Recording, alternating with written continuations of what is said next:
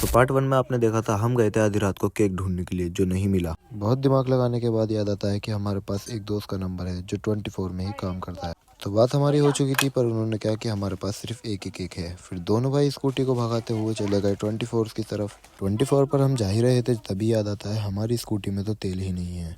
तो फिर हम आ गए थे पेट्रोल पंप पर और टंकी फुल कराने के बाद भैया को दिए पैसे और फिर भगा दी फुल स्पीड पर।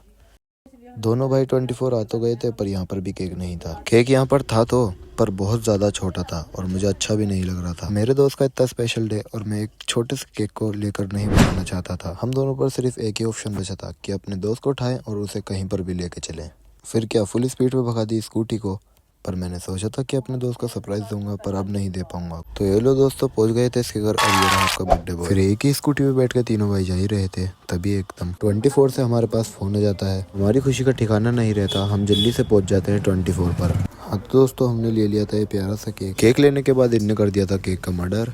फिर इसने हम सबके साथ बर्थडे सेलिब्रेट किया। By the way thanks to Mohit भाई क्योंकि इनकी वजह से ही मेरे दोस्त का बर्थडे बन पाया। जाते टाइम आखिरकार इसने मुझे भी खिलाई दिया क्योंकि ये तो बर्थडे की खुशी में मुझे भूल ही गया था। फिर रास्ते में तीनों भाइयों ने हमने करा एंजॉय। आखिरकार मेरे दोस्त का बर्थडे बन ही गया। मैंने पहले व्लॉग में कितनी मुश्किल उठाई थी, अगर नहीं देखा तो पहला व्लॉग जाके देख लो। व्लॉग अच्छा लगा हो तो लाइक कर देना और सब्सक्राइब भी कर लेना।